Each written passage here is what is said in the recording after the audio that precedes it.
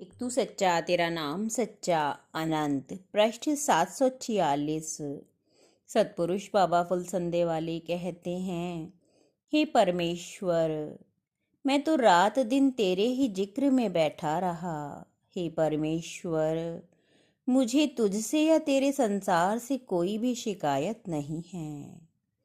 हे देवपुत्रों, गंभीरता और एक अबोध शिशु जैसी सरलता को धारण करो।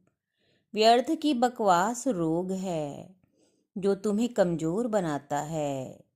सर्वदा प्रसन्न रहना और हंसमुख रहना प्रार्थना से भी अधिक तुम्हें ईश्वर के निकट ले जावेगा। सुख अपने मस्तक पर दुख का ताज लगाए आता है। जो सुख को अपनावेगा उसे दुखों को भी अपनाना पड़ेगा। मौन रहकर ईश्वर की वाणी को आकाश में, हवाओं में, झरनों में और अपनी आत्मा में सुनो। उसके वचन को सुनो जो गुरु के मुख से होता हुआ तुम तक आता है। मैं तुमसे सत्य कहता हूँ, अगर तुम गुरु के धर्म वचन को मानते हो तो परमेश्वर के वचन को मानते हो।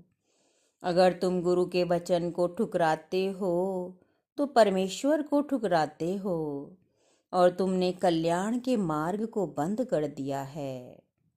गुरु के पास जाओ, उनके चरण पकड़ो। गुरु के चरण ही साकार ईश्वर के चरण हैं। गुरु की देह में ही ईश्वर का प्रकाश प्रकट है।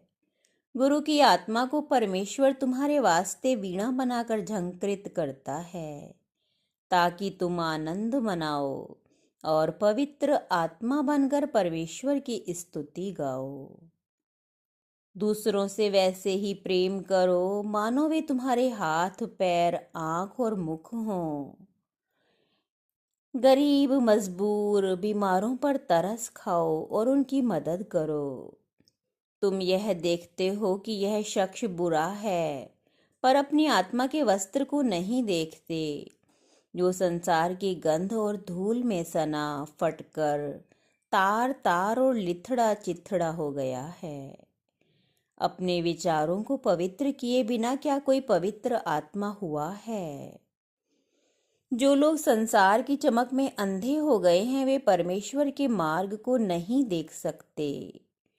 माया, धन और संसार में आसक्त मनुष्य सत्पुरुषों के मन की करुणा को, ईश्वरीय आनंद की अवस्था को नहीं जानते। फिर सत्पुरुष ने अपनी आज्ञाकारी शिष्यों से कहा, तुम प्रकाश में मेरे साथ प्रतिदिन परमेश्वर के आनंद में और महिमा में निवास करोगे और 16 तिथि देवता बनकर जगत को ईश्वर का प्रकाश बांटोगे। यह मैं तुमसे सत्य वचन कहता हूँ।